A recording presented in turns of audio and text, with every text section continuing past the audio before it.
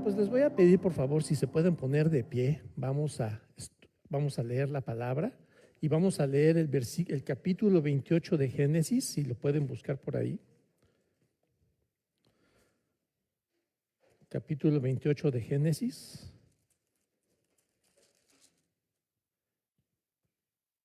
No está tan largo, son 22 pasajes solamente. Vamos a leerlo. Dice así la palabra. Entonces Isaac llamó a Jacob y lo bendijo y le mandó diciendo: no tomes mujer de las hijas de Canaán. Levántate, ve a Padán Aram, a casa de Betuel, padre de tu madre, y toma ahí mujer de las hijas de Labán, hermano de tu madre. Y el Dios omnipotente te bendiga y te haga fructificar y te multiplique hasta llegar a ser multitud de pueblos. Y te dé la bendición de Abraham y a tu descendencia contigo, para que heredes la tierra en que moras, que Dios dio a Abraham. Así envió Isaac a Jacob, el cual fue a Padán Aram, a Labán, hijo de Betuel arameo, hermano de Rebeca, madre de Jacob y de Esaú. Y vio a Esaú cómo Isaac había bendecido a Jacob y le había enviado a Padán Aram para tomar para sí mujer de allí, y que cuando le bendijo le había mandado diciendo: no tomarás mujer de las hijas de Canaán, y que Jacob había obedecido a su padre y a su madre y se había ido a Padán Aram.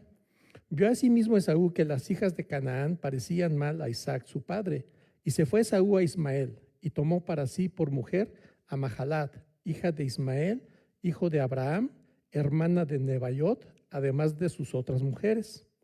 Salió pues Jacob de Beerseba y fue a Harán, y llegó a un cierto lugar y durmió ahí, porque ya el sol se había puesto, y tomó de las piedras de aquel paraje y puso a su cabecera y se acostó en aquel lugar y soñó. Y he aquí una escalera que estaba apoyada en tierra y su extremo tocaba en el cielo. Y he aquí ángeles de Dios que subían y descendían por ella. Y he aquí Jehová estaba en lo alto de ella, el cual dijo: yo soy Jehová, el Dios de Abraham tu padre y el Dios de Isaac.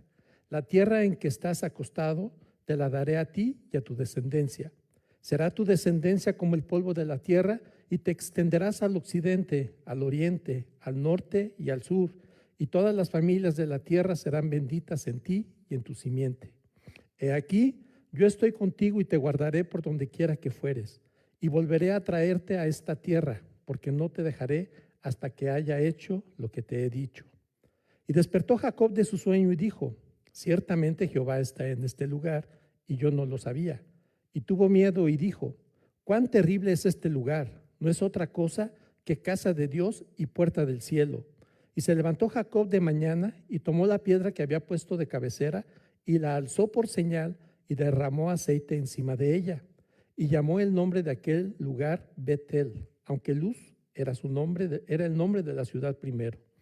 E hizo Jacob voto diciendo: si fuere Dios conmigo y me guardare en este viaje en que voy, y me diere pan para comer y vestido para vestir, y si volviere en paz a casa de mi padre, Jehová será mi Dios, y esta piedra que he puesto por señal será casa de Dios, y todo lo que me dieres, el diezmo, apartaré para ti. Este es el pasaje que el día de hoy vamos a estudiar, y vamos a dividirlo en pequeños, más bien este es el capítulo, y lo vamos a dividir en pasajes cortos para poderlo estudiar. Y el primer pasaje, la primera instrucción de Isaac, el primer pasaje es la instrucción de Isaac a Jacob, donde dice: entonces Isaac llamó a Jacob y lo bendijo. La palabra entonces aquí nos indica que lo que se dice a continuación es el resultado de algo que acaba de pasar inmediatamente antes. Y voy a aprovechar esta palabra para dar un poco de contexto en dónde estamos ubicados nosotros ahorita en este pasaje. Como se vio el domingo anterior, Isaac, ya viejo, ciego y sintiéndose cerca de la muerte, llamó a su favorito, a Esaú, para que saliera a cazar, le hiciera un guiso y entonces poderle dar la bendición. Pero Rebeca, confabulando con su favorito Jacob, engañan a Isaac, logrando que la bendición recaiga sobre el menor de los hermanos. Esaú, al enterarse de esto, siente ira contra su hermano y además planea matarlo.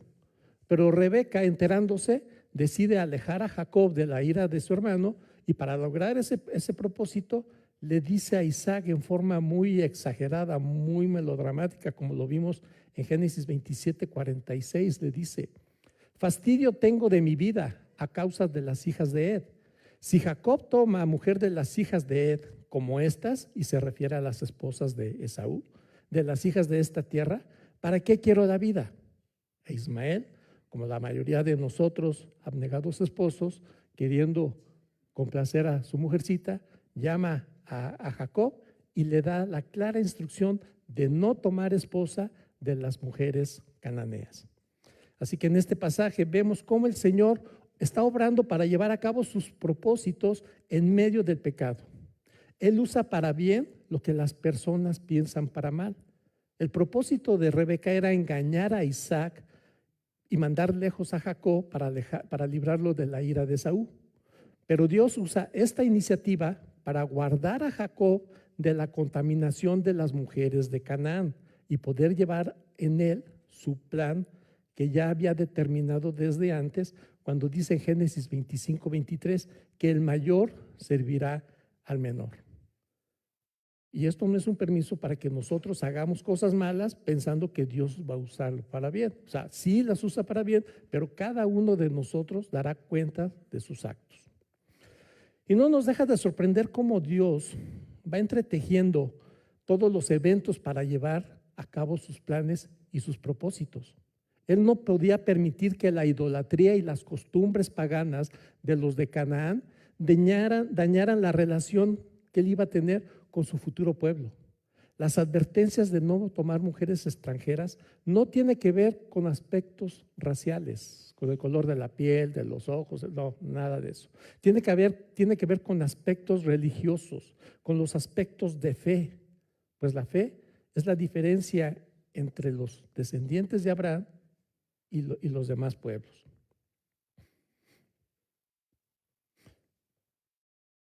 La fe de Abraham se basaba en el amor, en la gracia y la misericordia del Dios vivo y verdadero. Mientras la fe de los pueblos de Canaán, ellos adoraban al Dios falso Baal y hacían prácticas paganas, entre ellas la prostitución religiosa, entre ellas también matar a sus hijos primogénitos, pasándolos por fuego para presentárselos a ese Dios. Y ya sé que van a decir otra vez el tema, pero pues ni modo, cada vez que nos toque pararnos aquí y esté en la escritura, lo tenemos que mencionar. Aquí es la importancia de por qué la fe debe de ser un elemento básico a la hora de considerar a una persona para el matrimonio. En las escrituras vemos reiteradamente cómo los israelitas, cuando tomaban mujeres en matrimonio de fuera de su fe, sus creencias paganas influenciaban primeramente a esa familia, pero luego influenciaban a toda la comunidad y finalmente a todo el reino para desobedecer a Dios y no cumplir con el propósito a que habían sido llamados, que era revelar al Dios y ser de su testimonio. Siempre que hacían eso, fallaban.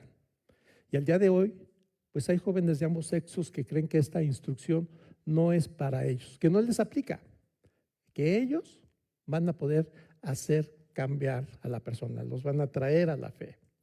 Si antes del noviazgo lo invitas o la invitas aquí a la iglesia y la exposición al evangelio y el testimonio lo atrae a Dios, gloria a Dios. Pero si no, mejor aléjense, no se crean más sabios que Salomón. Pablo lo advierte en 2 Corintios 6:14, dice: no os unáis en yugo desigual con los incrédulos, porque ¿qué compañerismo tiene la justicia con la injusticia? ¿Y qué comunión la luz con las tinieblas? ¿Y qué concordia Cristo con Belial? ¿O qué parte del creyente con el incrédulo? ¿Y qué acuerdo hay entre el templo de Dios y los ídolos? Porque vosotros sois el templo de Dios viviente. Pero si hay alguien que aquí, el día de hoy, ya está en una situación así, tiene un matrimonio donde su cónyuge no es creyente, no corran a separarse, no corran a divorciarse. El creyente debe ser una buena influencia para su pareja, siendo un ejemplo del amor de Cristo en nosotros. También Pablo en 1 Corintios 7:12 dice, y a los demás yo digo, no el Señor. O sea, esto lo dice Pablo, pero inspirado por el Espíritu Santo. Dice, si algún hermano tiene mujer que no sea creyente y ella consiente en vivir con él, no la abandone. Y si una mujer tiene marido que no sea creyente y él consiente en vivir con ella, no lo abandone. Porque, ¿qué sabes tú, oh mujer, si quizás harás salvo a tu marido? ¿O qué sabes tú, oh marido, si quizás harás salvo a tu mujer? Y esto se refiere a cuando en un matrimonio uno de los dos llega a la fe y el otro no llega. En mi caso así fue. En mi matrimonio mi esposa llegó a la fe antes que yo, bueno, llegó ya a la fe, y después, por la exposición al evangelio en esta iglesia y por el testimonio de ella, yo también llegué a la fe, pero 4 o 5 años después. Entonces, la petición de Rebeca, que le hace Isaac, pues estaba en congruencia con la voluntad de Dios. Así que Isaac, comprendiendo finalmente que la bendición dada a Abraham y que fue transferida a él mismo, ahora debía ser transferida a su hijo Jacob, lo llama y le dice. Y vamos a ver ahora la bendición de Isaac a Jacob, del 3 al 5. Y dice, y el Dios omnipotente te bendiga y te haga fructificar y te multiplique hasta llegar a ser multitud de pueblos, y te dé la bendición de Abraham y a tu descendencia contigo, para que heredes la tierra en que moras, que Dios dio a Abraham. Así envió Isaac a Jacob, el cual fue a Padam Aram, a Labán, hijo de Betuel, hijo de Betuel arameo, hermano de Rebeca, madre de Jacob y de Esaú. La primogenitura consistía en que el hijo mayor recibía una doble porción de la herencia familiar y que en un momento dado llegaría a convertirse en el patriarca de la familia. Y a eso había renunciado Esaú a cambio de un guisado de lentejas, como recordarán que lo vimos en Génesis 25:32, cuando dijo, he aquí yo me voy a morir. Se parece a su mamá, ¿no? He aquí yo me voy a morir. ¿Para qué pues me servirá la primogenitura? Y dijo Jacob, júramelo en este día. Y él le juró y vendió a Jacob su primogenitura. Entonces Jacob dio a Esaú pan y del guisado de las lentejas, y él comió y bebió, y se levantó y se fue. Así menospreció Esaú la primogenitura. Entonces Esaú pensó que renunciaba a esto, a esta parte económica y al liderazgo de la familia. Pero aquí estamos viendo realmente cuáles fueron las bendiciones espirituales eternas que Esaú entregó a cambio del placer inmediato de comer. Por satisfacer su deseo, no midió las consecuencias a largo plazo. Y quizá lo podamos juzgar de insensato, pero cuidado, fácilmente podemos caer nosotros en el mismo error. Cuando llega el deseo, nuestro primer impulso, ¿cuál es? Satisfacerlo. Y si lo logramos, nos sentimos felices, pero solamente momentáneamente. Y en la mayoría de las veces, a la larga, quedamos peor que antes. Por ejemplo, cuando llega la tentación del deseo sexual, las bendiciones a largo plazo que promete el pacto matrimonial quedan opacadas por el placer momentáneo. Pero si cedemos a ellas, ¿qué va a pasar? Nos vamos a llegar a sentir sucios, insatisfechos, y como Esaú, nos vamos a llenar de ira. Reflexiona. ¿Qué estás dispuesto a entregar por satisfacer tus deseos carnales y mundanos? ¿Estás dispuesto a entregar tu matrimonio por una aventura con aquella otra persona? ¿Estás dispuesto a entregar a tu familia por lograr el éxito en el trabajo? ¿Estás dispuesto a entregar tu integridad y tu buen testimonio por obtener aquellas ganancias deshonestas? Aunque Esaú le había cedido la primogenitura a Jacob, Jacob no la iba a obtener oficialmente Esaú la había cedido a Jacob, pero Jacob no la iba a obtener hasta que Isaac, su padre, hiciera una ceremonia, que fue la que acabamos de leer, y se la otorgara. Pero esa primogenitura, antes de esa ceremonia, el padre podía quitarla del hermano mayor y dársela al hermano que a sus ojos más la mereciera. Por eso es que tanto Isaac como los demás patriarcas familiares esperaban hasta el último momento para dar esa bendición, porque una vez dada esa bendición, ya no podía quitarse. Isaac, pues, inicia con una bendición de prosperidad general en el nombre del Dios omnipotente, el Shaddai. ¿Recuerdan que vimos en Génesis 17:1 que Jehová se le reveló a Abraham con ese título? Y este conocimiento a Abraham se lo transmitió a Isaac. Y ahora Isaac se lo está pasando a Jacob. Aunque seguramente Jacob también recibió ese conocimiento de su abuelo Abraham, pues Abraham le sobrevivió a Jacob hasta los 15 años. Es muy importante que los padres y los abuelos transmitamos a las nuevas generaciones el conocimiento de Dios. Deuteronomio 6, en el Antiguo Testamento, Deuteronomio 6 dice: y estas palabras que yo te mando hoy estarán sobre tu corazón, y las repetirás a tus hijos y hablarás de ellas estando en tu casa y andando por el camino y al acostarte y cuando te levantes. Entonces, ¿cuándo? Todo el tiempo. Y en el Nuevo Testamento también Pablo le pide a Timoteo, en 2 Timoteo 4:2,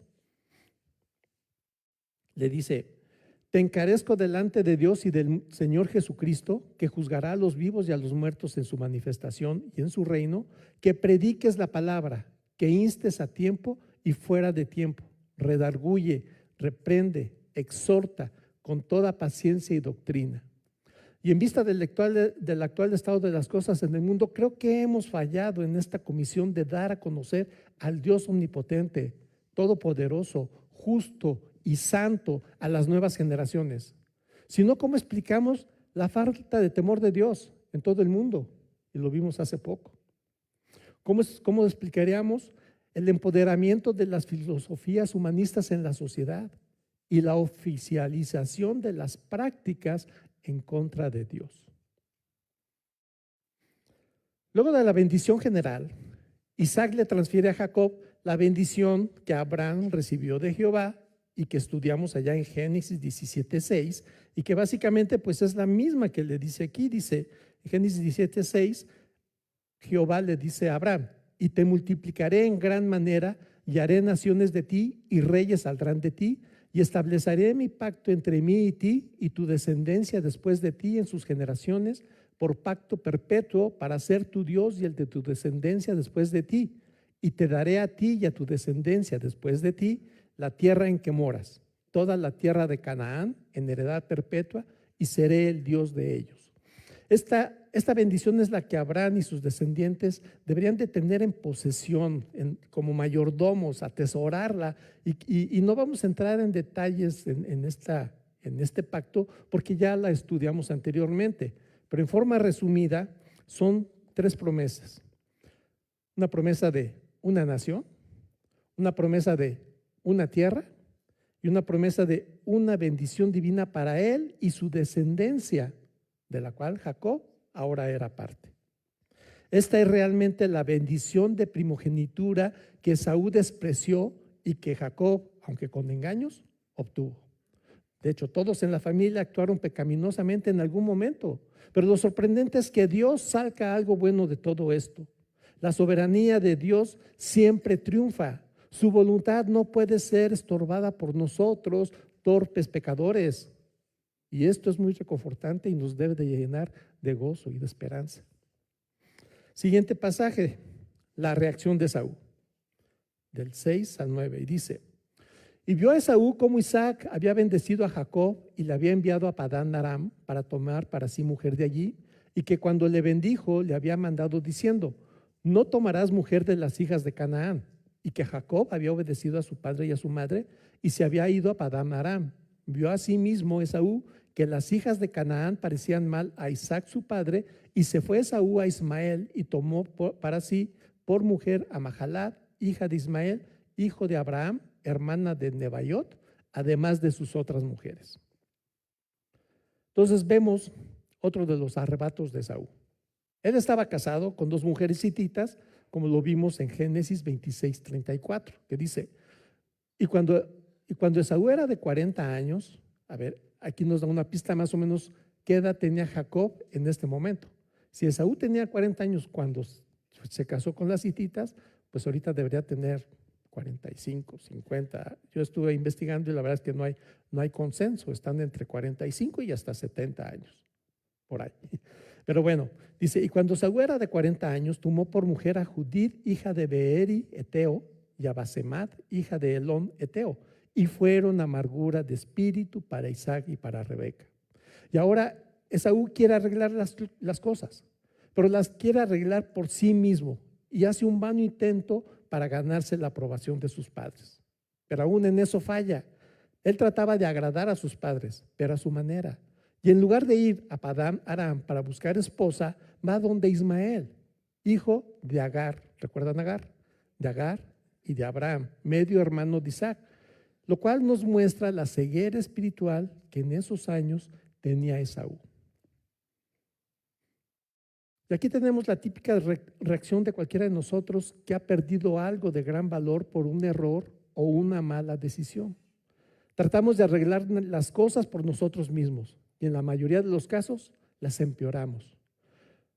Lo que Esaú y nosotros debemos hacer es controlar nuestras emociones y acudir a la misericordia de Dios.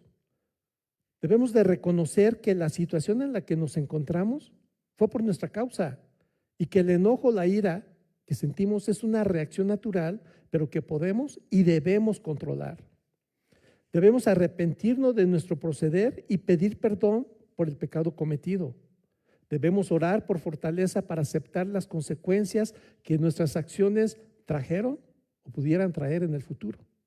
Y debemos pedir a Dios que nos ayude para ver las oportunidades que van a surgir o que puedan surgir de esa circunstancia. Y al parecer, Esaú así lo hizo. Pues unos 20 años más adelante lo vemos gustoso recibiendo a su hermano, a Jacob, quien temiendo ese encuentro toma muchas precauciones. Pero Esaú, ¿qué hizo? Dice Génesis 33:4, dice, pero Esaú, cuando vio a su hermano que se acercaba, corrió a su encuentro y le abrazó y se echó sobre su cuello y le besó y lloraron.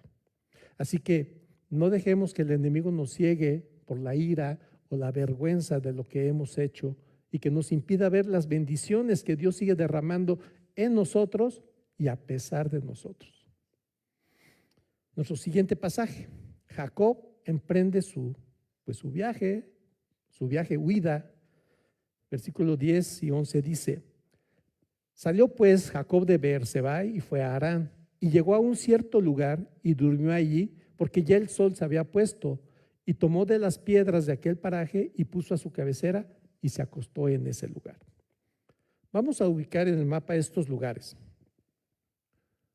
Aquí está Beerseba, aquí se ve, y él tenía que llegar hasta allá arriba, hasta Harán, en la región de Padán Aram, en la parte de Mesopotamia. Pero él en su viaje hace una parada aquí en donde dice Betel, bueno, aquí dice un lugar que sabemos más adelante que se llama Luz, a unos 70 kilómetros de Beerseba y a unos 17 kilómetros de Jerusalén, que está por aquí. Entonces, en ese lugar que llegó ahí, Abraham fue en donde por primera vez escuchó a Jehová y fue donde levantó un altar a Dios.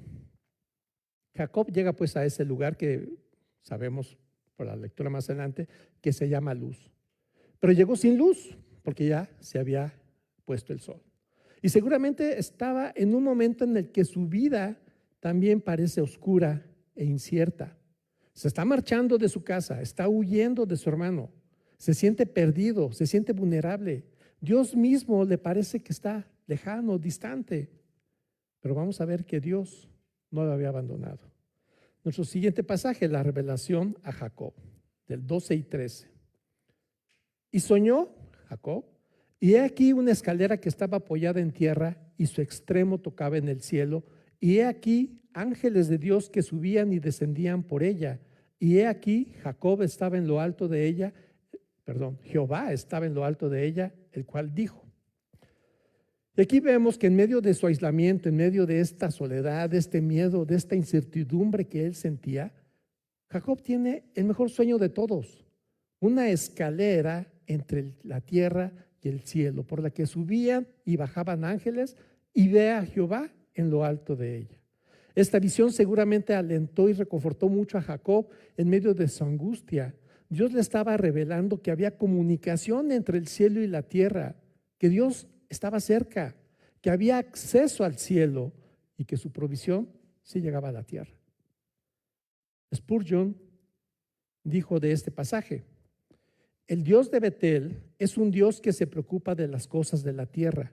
No es un Dios que encierra, no es un Dios que se encierra en el cielo, sino uno que tiene una escalera permanente entre el cielo y la tierra. O sea, esta escalera no se quita y se pone, es permanente. Y esta escalera sabemos que simboliza a Jesucristo. Él es la escalera cuyo extremo en la tierra es su naturaleza humana y que representa su humillación.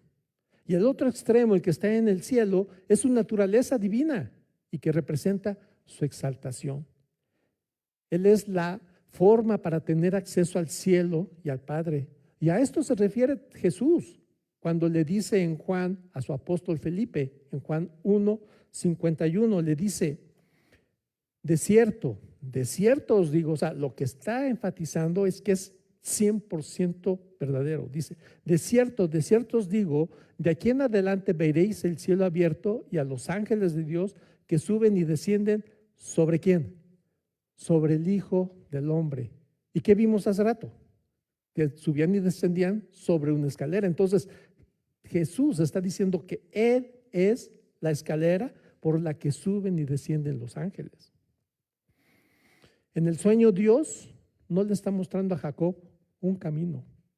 Dios le está mostrando el camino por el cual el cielo baja a nosotros y por el cual nosotros podemos subir al cielo. Y este camino se llama Jesús. Y Él mismo lo ratifica en Juan 14:6. Jesús dijo: yo soy el camino y la verdad y la vida. Nadie viene al Padre sino por mí. Jesús es la escalera al cielo. Él es el camino, no hay otra forma, no hay otro camino. A Él Dios lo dio para salvación, como Pedro lo dijo en Hechos 4:12, dice: y en ningún otro hay salvación, porque no hay otro nombre bajo el cielo dado a los hombres en que podamos ser salvos. Nuestro siguiente pasaje, el encuentro de Jehová con Jacob, o la segunda parte del sueño. Y aquí Jehová estaba en lo alto de ella, el cual dijo: yo soy Jehová, el Dios de Abraham tu padre y el Dios de Isaac. La tierra en que estás acostado te la daré a ti y a tu descendencia. Será tu descendencia como el polvo de la tierra y te extenderás al occidente, al oriente, al norte, al sur, y todas las familias de la tierra serán benditas en ti y en tu simiente. He aquí, yo estoy contigo y te guardaré por donde quiera que fueres y volveré a traerte a esta tierra, porque no te dejaré hasta que haya hecho lo que te he dicho. Aunque Isaac ya le había transmitido la promesa del pacto que Jehová hizo con Abraham y con él mismo, a Jacob no le alcanzaba con ser hijo de Isaac ni ser nieto de Abraham. Jacob necesitaba tener su propio encuentro personal con Dios. Necesitaba establecer esa relación personal e íntima con Dios. Al igual que Abraham le estableció en Génesis 17:1, que dice que era Abraham de edad de 99 años cuando le apareció Dios, Jehová, y le dijo. Y también Isaac lo estableció en Génesis 26:1, 9 y 2, que dice: y se fue Isaac a Abimelech, rey de los filisteos, en Gerar, y se le apareció Jehová y le dijo. Dios no tiene nietos. No importa si eres hijo de pastor, de predicador, de misionero. No importa si tus padres son los más piadosos de la iglesia. Todos tenemos que establecer una relación personal e íntima con Dios. Jacob sabía del Dios de Abraham y de Isaac de oídas, pero ahora tiene su encuentro personal con él. Y este encuentro le tuvo que cambiar la vida, como a su padre, como a su abuelo y a todo aquel que tiene una verdadera relación con Dios. Jehová en este encuentro le repite pues a Jacob los términos del pacto que hizo con Abraham y con Isaac. Y aunque Isaac ya se los había dicho, ahora Dios se lo confirma y le promete lo que ya vimos: una nación, una tierra y una bendición que vendría a todas las familias por su simiente. Pero también le hace 4 nuevas promesas. La primera: he aquí, yo estoy contigo. Esto le ayuda a vencer el sentimiento de soledad y abatimiento que seguramente tenía en ese momento. La segunda promesa, te guardaré por donde quiera que fueres. Le ayuda a vencer el temor del peligro que corría no solo de Esaú, sino también de los peligros del largo camino que tenía por delante. La tercera promesa, y volveré a traerte a esta tierra. Le ayuda a vencer la incertidumbre, pues él se iba como exiliado, se iba huyendo de su casa y no sabía qué iba a pasar, a dónde iba a llegar, no sabía si iba a volver. Y la cuarta promesa, porque no te dejaré hasta que yo haya hecho lo que te he dicho. Le da la reconfortante seguridad de que todo lo anterior Dios lo hará. Y esto no dependía de Jacob, sino de Dios mismo. Y Dios no es hombre para mentir. Es increíble saber que Dios no solo se ocupa de los grandes asuntos, no solamente se ocupa de la tierra, de las naciones y de la bendición mundial, sino que también se ocupa por cada una de las particulares necesidades de nosotros. Y en su palabra hay provisión para cada circunstancia, para cada necesidad, para cada temor que se nos presente. Dios nunca nos dejará solos ni desamparados. Podemos ver qué maravillosa es la fidelidad de Dios para con los suyos y qué maravilloso es que todos pudiéramos sentir su presencia en cada momento de nuestras vidas. Y es que somos muchos los cristianos que, afectados por dolorosas pruebas, sentimos que Dios está ausente de nuestro sufrimiento y nos rebelamos y nos alejamos de Él. Otros simplemente nos alejamos atraídos por los placeres mundanos del mundo. Pero si realmente hemos tenido ese encuentro con nuestro Señor Jesucristo y hemos confiado en Él, sabremos que Dios permite las pruebas para refinar nuestra fe, para fortalecer nuestro carácter, para glorificarse y manifestar su poder en nosotros. Y sabemos que Cristo nunca nos dejará. Y Él actuará de diversas formas para que lo reconozcamos y para que reconozcamos nuestra necesidad de Él. Pablo lo dijo en Filipenses 1:6, estando persuadido de esto, que el que comenzó en vosotros la buena obra, la perfeccionará hasta el día de Jesucristo. Esta es nuestra seguridad, que a pesar de nosotros, Él no nos va a dejar y va a trabajar en nosotros para perfeccionarnos en la fe. Nuestro siguiente pasaje, Jacob adora a Jehová. Y despertó Jacob de su sueño y dijo, ciertamente Jehová está en este lugar, y yo no lo sabía. Y tuvo miedo y dijo, cuán terrible es este lugar, no es otra cosa que casa de Dios y puerta del cielo. Y se levantó Jacob de mañana y tomó la piedra que había puesto de cabecera y la alzó por señal y derramó aceite encima de ella y llamó el nombre de aquel lugar Betel, aunque Luz era el nombre de la ciudad primero. Entonces, Jacob queda sorprendido por su experiencia que tuvo con Dios y lo manifiesta con un temor reverente ante esa presencia. Y todos los que hemos tenido un encuentro personal con Dios no quedamos indiferentes. Sentimos la experiencia del Espíritu Santo que a partir de ese momento habita en nosotros. Esa experiencia que es difícil de explicar y que cuando queremos explicarla a un no creyente, incluso se puede llegar a reír de nosotros. Pero para los que la hemos recibido, el Espíritu Santo nos redarguye de pecado, de justicia y de juicio. Y eso, al igual que Jacob, nos debe de llenar de un temor reverente. Jacob está en lo cierto en sentir la presencia de Dios en ese lugar, pero se equivoca si piensa que Dios solamente está en un lugar y en otros no. Pues si así fuera, la presencia de Dios, que se limitara a estar en un lugar, pues no podría estar con Él y guardarlo donde quiera que fuera. Pero David sí sabía que Dios no puede ser contenido. Él dice en el Salmo 139:7, dice, ¿a dónde me iré de tu espíritu y a dónde huiré de tu presencia? Y si lees el versículo 8 en tu Biblia, dice, si subo al cielo, ahí estás tú. Si bajo al Seol, ahí estás tú. Dios está en todo lugar. Dios no está limitado por el espacio ni por el tiempo. Su presencia está con nosotros en todo lugar y en cada momento. Y ya hablamos de la ubicación de ese lugar que se llamaba Luz y que en hebreo es almendro. Y ahora Jacob se lo cambia y le pone Betel, que quiere decir casa de Dios.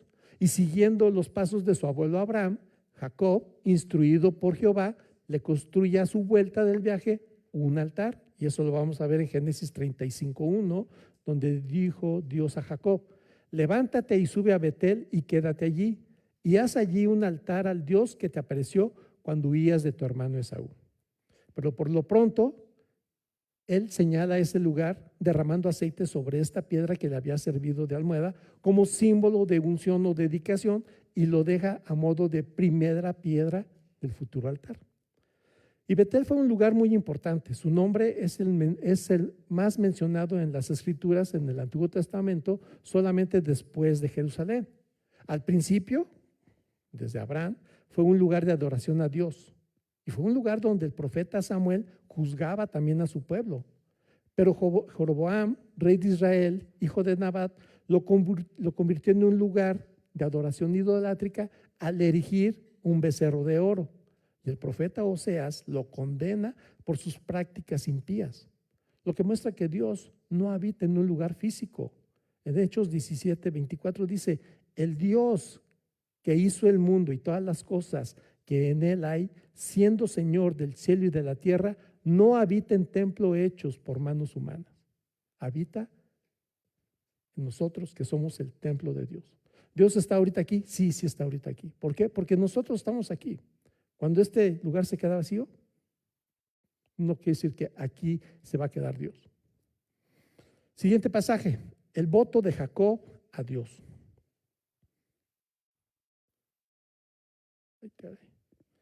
Dice: e hizo Jacob voto diciendo: si fuere Dios conmigo y me guardare de este viaje en que voy, y me diere pan para comer y vestido para vestir, y si volviere en paz a casa de mi padre, Jehová será mi Dios, y esta piedra que he puesto por señal será casa de Dios, y de todo lo que me dieres, el diezmo apartaré de ti. ¿Qué está haciendo Jacob? Aquí lo que estamos viendo es su naturaleza ventajosa, esa naturaleza que le insta a tratar de sacar ventaja de cualquier situación. Lo hizo con su hermano, lo hizo con su padre, y ahora quiere hacerlo con Dios. Y podemos pensar: pero ¿cómo se atreve? Dios le acaba de revelar y le mostró su plan de salvación para la humanidad a través de la persona de Jesucristo. Pero no nos apresuremos a juzgar a Jacob. Nosotros mismos lo podemos hacer y quizás lo hayamos hecho. En la palabra, en la Biblia, como ya les dije, Dios ha dejado sus promesas para sus santos. Pero muchos de nosotros, en momentos de angustia, queremos negociar. Si me sacas de este problema económico, te prometo que voy a dar el doble de ofrenda o tal cantidad. Si me sanas o sanas a mi ser querido o nos sacas de tal situación, voy a hacer tal o cual cosa. ¿Qué pasa? O no conocemos las promesas que Dios nos ha dejado en su palabra, o no confiamos en Dios en que las va a cumplir, o las queremos a nuestro modo y en nuestro tiempo. Me quedé atrás, perdón. Pero algo bueno debemos reconocer a Jacob. Aunque de pronto no lo parezca, él está orando en la voluntad de Dios y lo está haciendo con humildad. No pide más de lo que le prometió. Dios le prometió estar con él, llevarlo, guardarlo y regresarlo para cumplir en él lo que le ha prometido. Y eso es lo que Jacob está orando. Pero además tampoco le dice: pues sí, llévame, pero dame un boleto de avión de primera clase, o llévame con lujos, o llévame con comodidades. No, simplemente le dice: dame ropa, comida, y llévame y tráeme. Aquí vemos su necesidad de adorar a Jehová, y creyendo que Dios solamente se manifestaba en ese lugar, promete levantarle un altar y reconoce que todo lo que ha recibido y todo lo que va a recibir proviene de Dios, y le promete dedicarle el 10% para ese altar y para su adoración. Entonces, ¿qué estamos viendo? Lo que realmente estamos viendo es a un Jacob renovado. No queda insensible al encuentro con Dios. Él quiere orar, en su corazón quiere adorar a Dios, pero lo hace en forma deficiente, en forma incorrecta. Pero Dios no mira las formas, Dios mira las intenciones, así que no lo rechaza. Al contrario, poco a poco, como lo veremos en los siguientes capítulos, vamos a ver cómo Dios va trabajando en su vida, cómo va puliéndolo hasta convertirlo en el hombre de fe que necesita para poderle usar, a igual que lo hizo con Abraham y con Isaac. Así que es reconfortante ver que a pesar nuestro, Dios sigue trabajando en sus santos. En Efesios 4:13 dice, hasta que todos lleguemos a la unidad de la fe y del conocimiento del Hijo de Dios, a un varón perfecto, a la medida de la estatura de la plenitud de Cristo. ¿De qué tamaño estamos ahorita? Si Cristo está acá, nosotros quizás aquí, pero Él va a ir trabajando poco a poco hasta que lleguemos a la estatura cuando estemos en su presencia. Resumen. Hemos visto entonces esta parte de la historia de Jacob en la que huye de la ira de su hermano Esaú y que después de obtener con engaños la bendición de la primogenitura, en su ida descansa en Betel, donde tiene este encuentro personal con Dios, y en sueños se le revela el camino al cielo, que es Cristo y que se presenta por una escalera. Además, a Jehová le confirma el pacto abrahámico en su persona. También vimos la presencia de Dios en la vida de Jacob, su fidelidad y su misericordia, asegurándole que estará con él, que lo bendecirá y lo protegerá donde quiera que vaya. Y vimos la respuesta de Jacob. Quería que el Dios de Abraham, el Dios de Isaac, ahora fuera también su Dios. Y aunque erróneamente, su deseo es orar a él, adorarlo y alabarlo con sus posesiones. Conclusión. Esta historia pues nos recuerda que Dios es soberano sobre todas las situaciones de nuestra vida, que a pesar de nuestros errores y pecados, Dios es fiel y siempre estará presente, dispuesto a guiarnos en nuestros caminos y bendecirnos cada día. Y no importa qué tan bajo hayamos caído, qué tan lejos nos hayamos alejado, Él siempre estará dispuesto a levantarnos, a acercarnos y a mostrar su misericordia, su gracia y su amor incondicional, inagotable. No debemos servir y obedecer a Dios para recibir algo de Él. Lo hacemos porque ya nos lo ha dado todo en Cristo Jesús. Y la alabanza y la adoración es la respuesta que debe surgir automáticamente de un corazón agradecido. Aplicación de este pasaje. Dios tiene el control de nuestras vidas y obra a nuestro favor de maneras que superan nuestro entendimiento.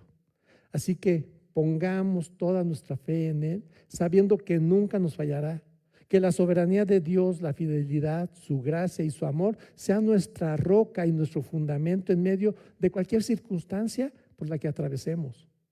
Te animo y me animo a mí mismo a que busquemos su presencia en todo momento, a que permanezcamos en la lectura, en el estudio de su palabra, en la oración y en la comunión con la iglesia, para que conozcamos más de las promesas y de su carácter y que podamos tener una relación tan cercana como la tuvo Abraham, como la tuvo Isaac y como la tuvo ahora Jacob. Y si alguien el día de hoy fue invitado o está escuchando este servicio y aún no cree en Jesús, yo digo que en Dios no hay casualidades. Él quería que hoy escucharas que Jesucristo es la escalera, es el único camino al cielo, es la única persona que nos da acceso a la presencia de Dios Padre.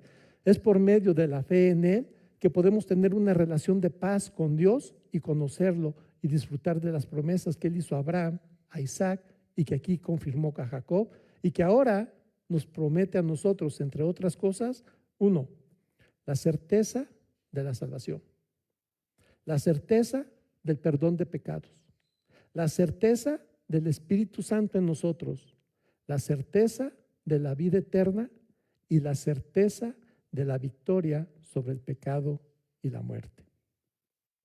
Y por último, debemos reflexionar que al igual que Jacob, nadie de nosotros en su naturaleza tiene nada que ofrecer a Dios. No estamos en condiciones de pactar con Él, de prometer ni de cumplir nada. No podemos ganar el amor y la gracia de Dios. Por eso debemos concluir que Jesucristo es nuestra única esperanza, pues a través de toda la Biblia vemos que es Dios quien toma la iniciativa en su relación con los hombres y solo nos queda aceptar el amor y la gracia que Él nos ofrece gratuita y libremente cuando colocamos nuestra fe en Jesucristo. El apóstol Juan, uno de los millones de cristianos que han sido y que hemos sido transformados por el amor y la gracia de Dios, escribió en 1 de Juan 4:19. Nosotros le amamos a Él porque Él nos amó primero. Vamos a orar.